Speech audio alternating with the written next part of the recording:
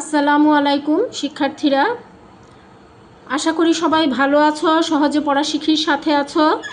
আজকে আমরা ষষ্ঠ শ্রেণীর বাংলা প্রথম পত্র বই থেকে প্রাবন্ধিক সঞ্জিদা খাতুন রচিত মাদার তেরেসা এই প্রবন্ধটি সহজ সরল ভাষায় ব্যাখ্যা বিশ্লেষণ পড়ব।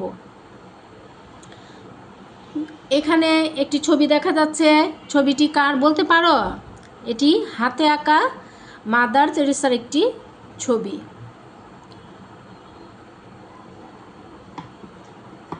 গল্প শুরু করছি, প্রবন্ধটি পড়া।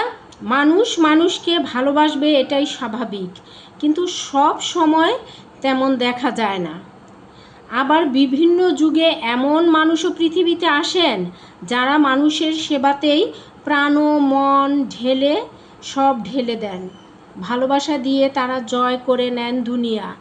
মাদার তেরেসা ছিলেন তেমনি একজন অসাধারণ মানব দরদি। এখানে বলছে কি বলছে যে মানুষ মানুষকে ভালোবাসবে, এটাই তো স্বাভাবিক কথা, কিন্তু সব সময় তো এমন দেখা যায় না, চোখে পড়ে না, বিরল এটা। কিন্তু মানুষ যদি মানুষের সেবায় মানুষকে ভালোবেসে কিছু করতে পারে, সেটাই কিন্তু তার জন্য কি পৃথিবীতে তার অসাধারণ কীর্তি হিসেবে থেকে যায়। এবং সেই অসাধারণ কীর্তির কাজ করেছিলেন মানুষকে ভালোবেসে সেবা দিয়ে একজন মানব দরদি, তিনি হচ্ছেন মাদার তেরেসা। এই মাদার তেরেসা সম্বন্ধেই আজকে আমরা জানব। মাদার তেরেসা জন্মেছিলেন অনেক দূরের দেশে, আলবেনিয়ার স্কপিয়েতে। কোথায় জন্ম? আলবেনিয়ার, আমাদের দেশ থেকে অনেক দূর, আলবেনিয়ার স্কপিয়েতে। 1910 খ্রিস্টাব্দের 26শে আগস্ট তার জন্ম। 1910, আমরা আছি কত সালে? 2026। এখানে 26 আর ওখানে হচ্ছে 90, অনেক দিন আগের কথা। তার পিতা ছিলেন বাড়িঘর তৈরির কারবারি, নাম নিকোলাস বোঝাজিউ। বাবার নাম নিকোলাস বোঝাজিউ। তিনি কি কাজ করতেন? বাড়িঘর তৈরি করতেন। মায়ের নাম দ্রানা ফিল বার্নাই। পারিবারিক পদবি অনুসারে কন্যার নাম রাখা হয় অ্যাগনেস গোঞ্জা বোঝানিউ। বাবার নামের সাথে মিলিয়ে রাখা হয় মাদার তেরেসার নাম কি? আসল নাম অ্যাগনেস গোঞ্জা বোঝানিউ। তিনি 3 ভাই বোনদের মধ্যে অ্যাগনেস ছিলেন ছোট। 3 ভাই বোন ছিলেন, সবার ছোট ছিলেন। বড় হয়ে সন্ন্যাস ব্রত গ্রহণের সময় তার নাম হলো মাদার তেরেসা। এটা কিন্তু একটা প্রশ্নের উত্তর যে কখন তার নাম মাদার তেরেসা রাখা হয়। তেরেসা যখন খুব ছোট তখন ইউরোপ, এশিয়া ও আফ্রিকা জুড়ে ভয়াবহ যুদ্ধ হয়েছিল। যখন ছোট মানেন কিন্তু না, খুব ছোট যখন, তখন যুদ্ধ হয়েছিল। 1914 থেকে 1918 সাল পর্যন্ত চলেছিল এই যুদ্ধ। 1914 থেকে 18। ইতিহাসে এই যুদ্ধকে বলা হয় প্রথম বিশ্বযুদ্ধ। যুদ্ধে অসংখ্য মানুষের মৃত্যু হয়েছিল। এতে তেরেসার কোমল মনে খুব আঘাত লেগেছিল। এ সময়ে বাবার মৃত্যু পরিবারেও বিপর্যয় ঘটিয়েছিল। এই সময় তেরেসার বাবার মৃত্যু ঘটে, মাদার তেরেসার। দুঃখ দুর্দশার মধ্যে বড় হচ্ছিলেন তেরেসা। অল্প বয়সে তার ভেতরে ইচ্ছে জাগে মানুষের সেবা করবেন। ওই যে বাবা মারা যায়, তারপর অভাব অনটনের সংসার, যুদ্ধ দেখেছেন, প্রথম বিশ্বযুদ্ধ, ছোটোবেলাতেই মানুষের জন্য তার প্রাণ কেঁদে উঠেছিল এবং তিনি সেই অল্প বয়সেই যে তার ইচ্ছে হয় যে মানুষের সেবা তিনি করবেন, তাদের কষ্ট দূর করবেন। তেরেসার বয়স যখন 18, তখন তিনি লরেটো সিস্টার্স নামে খ্রিস্টান মিশনারি দলে যোগ দেন। বয়স যখন তার 18 হয়ে গেল, কোথায় যোগ দিলেন?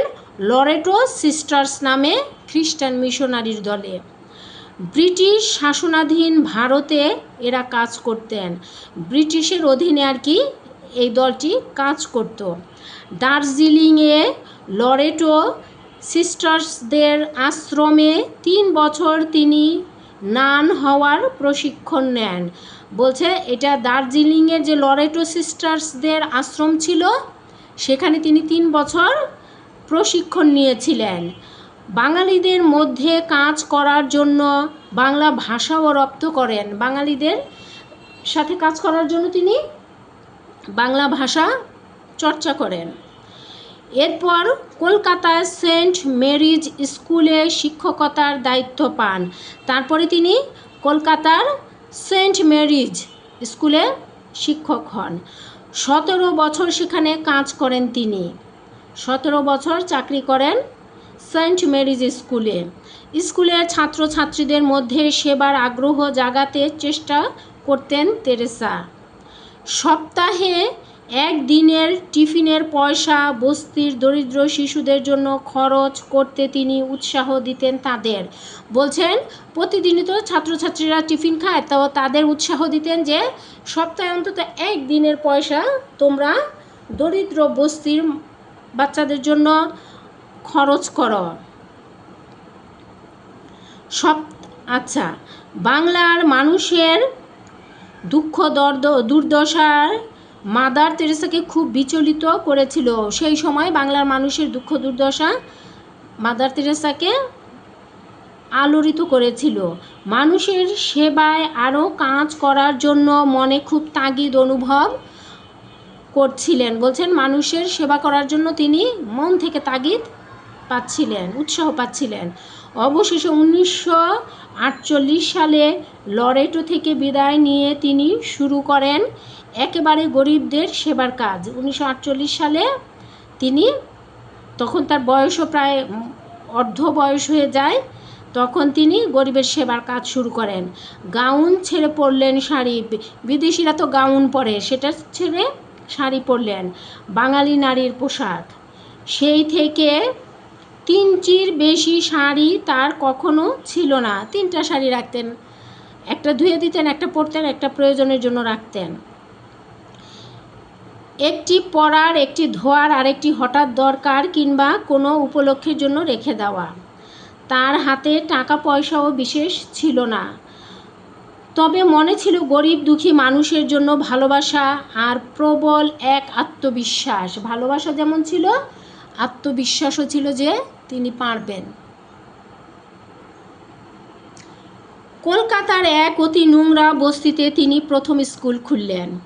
বেঞ্চ টেবিল কিছু নেই, মাটিতে দাগ দেওয়া, দাগ কেটে শিশুদের শেখাতে লাগলেন বর্ণমালা। বলছে বেঞ্চ টেবিল নাই, বোর্ডও ছিল না, মাটিতে দাগ কেটে কেটে বর্ণমালা শেখাতে শুরু করলেন বাচ্চাদের। অসুস্থদের সেবার জন্য খুললেন চিকিৎসা কেন্দ্র। ধীরে ধীরে সাহায্যের হাত বাড়িয়ে দিলেন অনেক মানুষ। মাদার তেরেসার কাজের পরিধি ক্রমাগত বেড়ে চলল। তার সঙ্গে যোগ দিলেন আরও অনেক নান অর্থ স্বেচ্ছাসেবী, যারা স্বেচ্ছায় সেবা দিতে আগ্রহী। তাদের নিয়ে তিনি গড়লেন মানব সেবার সংঘ, মিশনারিজ অফ চ্যারিটি। এটা কিন্তু বিখ্যাত একটা সংঘ। সবচেয়ে যারা গরিব, সবচেয়ে করুণ যাদের জীবন, তাদের সেবা করার ব্রত ছিল মাদার তেরেসার। মৃত্যুমুখী অসহায় মানুষের সেবার জন্য তিনি 1952 সালে কলকাতার কালীঘাটে নির্মল হৃদয় নামে এক ভবন প্রতিষ্ঠা করেন। বলছে 1952 সালে একেবারে অসহায় মৃত্যুর শয্যায় যারা আছেন তাদের জন্য তিনি কলকাতার কালীঘাটে নির্মল হৃদয় নামে এক ভবন প্রতিষ্ঠা করেন। কলকাতায় ফুটপাতে সহায় সম্বলহীন বহু মানুষের বাস। অসুখে ধুকে ধুকে তাদের অনেকের প্রায় মৃত্যু দশা। মরণাপন্ন এইসব মানুষকে বুকে তুলে নেন মাদার তেরেসা। নির্মল হৃদয়ে এনে মমতাময়ী মা কিংবা বোনের মতো তাদের সেবা যত্ন করেন। ওই যে নির্মল হৃদয় করেছিলেন, সেখানে তিনি যারা অসহায়, চিকিৎসা নিতে পারছে না, তাদের ধরে ধরে এনে চিকিৎসা দিতে শুরু করেন। রাস্তা থেকে তুলে আনা অনাথ শিশুদের আশ্রয় দিতে তিনি প্রতিষ্ঠা করেন শিশু ভবন। শারীরিক ও মানসিক প্রতিবন্ধী শিশুদের জন্য স্থাপন করেন নবজীবন আবাস। দেখো তিনি কত কিছু করেছেন। আমরা কি কিছু করি মানুষের জন্য? 2 টাকাও কাউকে দিতে চাই না। রাস্তা থেকে অনাথ শিশুদের জন্য শিশু ভবন করলেন এবং শারীরিক ও মানসিক প্রতিবন্ধীদের জন্য করলেন নবজীবন আবাস। এগুলো তিনি করেছিলেন যখন তিনি মহৎ কাজ যখন মানুষ করতে শুরু করে না, আরও যারা জগতে মহৎ মানুষ আছে পৃথিবীতে তারা কিন্তু সাহায্য করে, তাদের সহযোগিতায় কিন্তু তিনি এগুলো করেছিলেন। তবে সবাইকে কি মানুষ সাহায্য করে না। তাকে কেন করেছিলেন? তার সেবাধর্মী মনোবল দেখে। মাদার তেরেসার আরেকটি বড় কাজ কুষ্ঠরোগীদের আবাসন প্রেম নিবাস প্রতিষ্ঠা। ভারতের টিটাগড়ে তিনি প্রথম এই কেন্দ্র প্রতিষ্ঠা করেন। তার আগে আর কেউ এই কুষ্ঠরোগীদের সেবা কেন্দ্র করে নাই। পরে এর আরও অনেক শাখা গড়ে তোলা হয়। কুষ্ঠরোগীদের শরীরে দুর্গন্ধময় দগদগে ঘা হয় বলে সমাজের অনেকে রোগীকে পরিত্যাগ করে। অসুখটা ছোঁয়াচে ভেবে রোগীর কাছ থেকে সবাই দূরে থাকে। ফলে কুষ্ঠী রোগীদের জীবন হয়ে ওঠে খুব কষ্টের। মাদার তেরেসা নিজের হাতে কুষ্ঠরোগীদের সেবা করতেন, তাদের ঘা ধুইয়ে স্নান করিয়ে দিতেন। তার সেবা কর্ম অন্যদেরও অনুপ্রাণিত করত। এখন এই রোগটা খুব একটা দেখা যায় না। ওই সময় কুষ্ঠরোগ নামে একটা চর্মরোগ ছিল, যেটা মানুষের হলে সারা শরীর ঘায়ে ছেয়ে যেত এবং সাথে সাথে শরীরে প্রচণ্ড ব্যথা থাকতো, আর গিরায় গিঠে গিঠেও ব্যথা থাকতো তখন। আর এটা ছিল ছোঁয়াচের মতো। কাজেই এইরকম রোগীকে পরিবারের কেউ সেবা যত্ন করতে চাইতো না, বরং তাকে বাইরে রেখে আসতো। তখন তাদের জীবন বিপন্ন হতো না। এই ভেবে মাদার তেরেসা এই যে প্রেমনিবাস প্রতিষ্ঠা করেন এবং সেখানে এদের নিজ হাতে সেবা যত্ন করতেন। তাকে দেখে অনেকে উৎসাহী হয়ে তারাও সেবা কাজে অংশ নিয়েছিল। 1971 সালে বাংলাদেশের মুক্তিযুদ্ধকালে প্রায় 1 কোটি লোক ভারতে আশ্রয় নিতে বাধ্য হয়েছিল। পাকিস্তানি বাহিনী ও তাদের দোসরদের অত্যাচারে তারা দেশ ত্যাগ করেছিল। পাকিস্তানিদের অত্যাচারে দেশ ত্যাগ করেছিল এই প্রায় 1 কোটি লোক। শরণার্থী শিবিরে এত বিপুল সংখ্যক মানুষ রাখা খুব সহজ কাজ ছিল না। 1 কোটি লোক কি বাড়ির কাছের কথা নাকি? সেই সময়ে শিবিরের দুর্গত মানুষের সেবায় কাজ করেন মাদার তেরেসা। স্বাধীনতার পর 1972 সালে তিনি প্রথম ঢাকায় আসেন যুদ্ধের পর 1972-এ দেশ স্বাধীন হলে। বাংলাদেশে শুরু করেন তার মিশনারিজ অফ চ্যারিটির সেবা কার্য। ঢাকার ইসলামপুরে প্রথম শাখা গড়ে তোলা হয়। ঢাকার ইসলামপুরে যে সদরঘাটের কাছে, এখানে প্রথম শাখা গড়ে তোলেন। এরপর খুলনা, সাতক্ষীরা, বরিশাল, সিলেট আর কুলাউড়াতেও নির্মল হৃদয় ও শিশু ভবন প্রতিষ্ঠা করা হয়। 1991 সালের প্রচণ্ড ঘূর্ণিঝড়ের পর 81 বছর বয়সী মাদার তেরেসা বাংলাদেশে ছুটে আসেন। তিনি চেয়েছিলেন নিজ হাতে দুর্গত মানুষের। 1991 সালে বাংলাদেশে প্রচণ্ড বড় খুব একটা ঘূর্ণিঝড় হয়েছিল।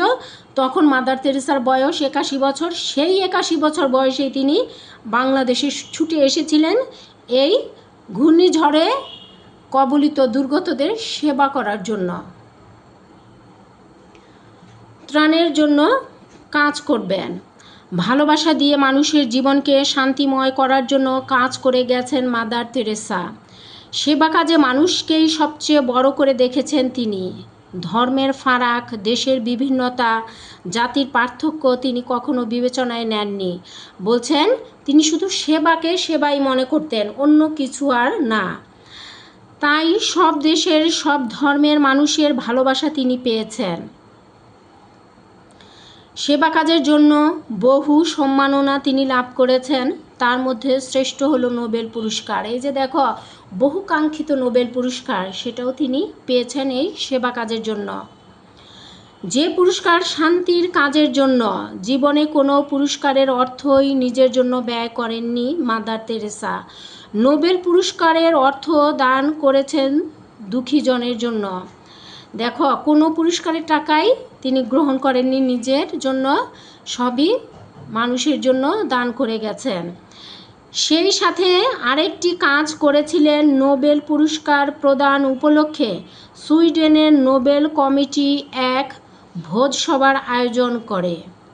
মাদার তেরেসার অনুরোধ করেছিলেন ভোজসভা বাতিল করে সেই অর্থ ক্ষুধার্ত মানুষকে দেওয়ার জন্য। এই সংবাদ জানতে পেরে সুইডেন ও অন্যান্য দেশের মানুষ এগিয়ে আসেন। এদের মধ্যে স্কুলের অনেক ছাত্রছাত্রীও ছিল। তারা মাদার তেরেসাকে যে সাহায্য করেছিলেন সেটা ছিল নোবেল পুরস্কারের অর্থমূল্যের অর্ধেক। দেখো, নোবেল পুরস্কারের অর্থ কিন্তু অনেক হয়, অনেক অনেক ডলার। তো তিনি যখন পুরস্কারটি পেলেন, তারপরে এই যে সুইডেন কর্তৃপক্ষ, সুইডেনের নোবেল কমিটি, তারা করেছিলেন যে একটা ভোজ সভার আয়োজন করেছিলেন। আমরা অনেক সময় করি না, সেই রকম। তো মাদার তেরেসা কী করলেন, সেখানে আবেদন করলেন যে আপনার ভোজ সভাটা বাতিল করে সেই অর্থ যদি গরিবের জন্য দান করতেন ভালো হতো। তখন তারা খুশি হয়ে সেই ভোজ সভা বাদ দিয়ে, এবং এর সাথে আরও অনেক মানুষ, অন্যান্য দেশের অনেক মানুষ তাকে সহযোগিতার হাত বাড়িয়ে দিয়েছিলেন, যার অর্থ প্রায় নোবেল পুরস্কারের অর্থমূল্যের অর্ধেক হয়েছিল, মানে প্রচুর টাকা, বিপুল টাকা। এটা তিনি করেছেন। এটা কিন্তু সবার পক্ষে সম্ভব না, সবাই কিন্তু এভাবে পারে না। 1997 সালের 5ই সেপ্টেম্বর কলকাতায় এই সেবাব্রতীর মৃত্যু হয়। বলছে কত, 1997 সালে। তাহলে তিনি প্রায় অনেক দিন বেঁচে গেছেন, তাই না? প্রায় শতাব্দী, 100 বছর। সারা জীবন মাদার তেরেসা মানুষের সেবা করেছেন, সেই সাথে মানুষের সেবায় এগিয়ে আসতে অন্যদের অনুপ্রাণিত করেছেন। নীল পাড়, সাদা শাড়ি পরা ছোটোখাটো এই মানুষটিকে তাই দুনিয়ার সবাই এক ডাকে চেনে। মানুষের মনে তিনি বেঁচে থাকবেন চিরকাল। আসলেই তো, এই যে মাদার তেরেসার নাম বললে কে না চিনে? সবাই এক ডাকে, এক নামে তাকে কিন্তু চিনে। এই যে চীনা, তিনি কত বছর আগে মারা গেছেন, তারপরে সবাই তাকে চিনছে, আরও যুগ যুগ, শতাব্দীর পর শতাব্দী তাকে চিনবে। কেন? তার কর্মের জন্য, তার ভালো কাজের জন্য। আমরাও সবাই চাইব কিছু না কিছু ভালো কাজ দুনিয়াতে করে যেতে, যাতে সবাই আমাদের মনে রাখে। শব্দার্থগুলো পড়ে নেই। মানব দরদি অর্থ মানুষের জন্য যার দরদ বা সমবেদনা আছে। সন্ন্যাস ব্রত, সারা জীবন সংসার জীবন ত্যাগ করে তপস্যা ও সংযমের সাধনা। সন্ন্যাস ব্রত ধর্মপ্রচার। মিশনারি অর্থ হচ্ছে গির্জাবাসিনী, সন্ন্যাসিনী, নান। অনাথ অর্থ মা বাবা এবং অভিভাবক নেই যে সব শিশুর। এতিম প্রশিক্ষণ, হাতে কলমে বিশেষ শিক্ষা। রপ্ত আয়ত্ত অভ্যাসের সাহায্যে শিখে নেয়া। গাউন মহিলাদের বিশেষ ধরনের পোশাক, এটা বিদেশি পোশাক। মিশনারিজ অফ চ্যারিটি পরের উপকারের উদ্দেশ্যে স্থাপিত প্রতিষ্ঠান, মানব সেবা সংঘ। সেবাব্রতী অর্থ মানুষের সেবা করাই যার ব্রত। ব্রত অর্থ সৎ কাজ করার জন্য কঠিন সাধনা ও ত্যাগ। আবাসন অর্থ বসবাসের ব্যবস্থা। পাকিস্তানিদের দোসর অর্থ হচ্ছে 1971 সালের স্বাধীনতার যুদ্ধে পাকিস্তানি হানাদার বাহিনীর সহযোগী, রাজাকার, আলবদর ইত্যাদি বাহিনীর সদস্যবৃন্দ। সম্মাননা অর্থ সম্মান দেখানো, সম্মানের স্বীকৃতি প্রদান। পাঠ পরিচিতিটা আমরা একটু পড়ব। পাঠ পরিচিতি থেকে পড়া থাকলে সহজেই আনকমন প্রশ্নের উত্তরও লেখা যায়। মাদার তেরেসা একজন অসাধারণ মানবসেবী। তার জন্মস্থান সুদূর আলবেনিয়া হলেও তিনি অবিভক্ত ভারতের বাংলা অঞ্চলের মানুষের দুঃখ দুর্দশায় বিচলিত হয়েছিলেন। এ কারণে তিনি গরিব ও অসুস্থ মানুষের জন্য তৈরি করেন স্কুল ও চিকিৎসা কেন্দ্র। সমাজে অবহেলিত ও পরিত্যক্ত কুষ্ঠরোগীদের তিনি নিজের হাতে সেবা করতেন, স্নান করাতেন। স্নান করানো মানে গোসল করাতেন। বাংলাদেশের মুক্তিযুদ্ধের সময় ভারতে আশ্রয় নেওয়া দুর্গত মানুষের সেবা করেন মাদার তেরেসা। পরে স্বাধীন বাংলাদেশের বিভিন্ন জেলায়ও খোলা হয় তার মানব সেবা প্রতিষ্ঠান। দেশ, ধর্ম, জাতির পার্থক্য না করে সেবা কাজে মানুষকেই বড় করে দেখেছেন তিনি। এজন্য সব দেশের এবং সব ধর্মের মানুষের কাছে তিনি পেয়েছেন শ্রদ্ধা, ভালোবাসা ও সম্মান। নোবেল পুরস্কার তার তেমনি একটি অর্জন। আমরা এবার লেখক পরিচিতিটা একটু জানব। আচ্ছা, প্রাবন্ধিক সঞ্জিদা খাতুন 1933 সালে ঢাকায় জন্মগ্রহণ করেন। ঢাকা বিশ্ববিদ্যালয়ের বাংলা বিভাগের অবসরপ্রাপ্ত প্রফেসর সঞ্জিদা খাতুন প্রধানত প্রবন্ধকার এবং গবেষক। তিনি কোথায় কাজ করতেন? ঢাকা বিশ্ববিদ্যালয়ের বাংলা বিভাগে ছিলেন, কিন্তু তিনি প্রফেসর। রবীন্দ্রসঙ্গীত শিল্পী এবং সাংস্কৃতিক আন্দোলনের কর্মী হিসেবে তার খ্যাতি আছে। তিনি রবীন্দ্রসঙ্গীতও গাইতেন। সঞ্জিদা খাতুন সাহিত্য ও গবেষণা কর্মের জন্য বাংলা একাডেমি পুরস্কার এবং পশ্চিমবঙ্গ রাজ্য সরকারের রবীন্দ্র পুরস্কার পেয়েছেন। সংস্কৃতি ক্ষেত্রে অসামান্য অবদানের জন্য অর্জন করেছেন বাংলাদেশ সরকারের 21 পদক। আমাদের দেশের 21 পদকের কিন্তু অনেক মূল্য। 21 পদক তিনি পেয়েছিলেন। তার প্রকাশিত গ্রন্থের মধ্যে সত্যেন্দ্র কাব্য পরিচয়, রবীন্দ্রসঙ্গীতের ভাব সম্পদ, ধ্বনি থেকে কবিতা, অতীত দিনের স্মৃতি উল্লেখযোগ্য। যেহেতু তিনি গবেষক ছিলেন, গবেষণা করতেন, এই জন্য তার কাব্যগুলোও কিন্তু, বইগুলোও কিন্তু, গ্রন্থগুলো গবেষণা ধর্মীয়।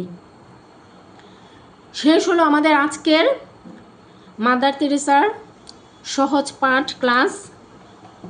সবাই ভালো থেকো। সহজে পড়া শিখিকে সাবস্ক্রাইব করো, বন্ধুদের মাঝে শেয়ার করো, লাইক দিও। ধন্যবাদ সবাইকে। আসসালামু আলাইকুম।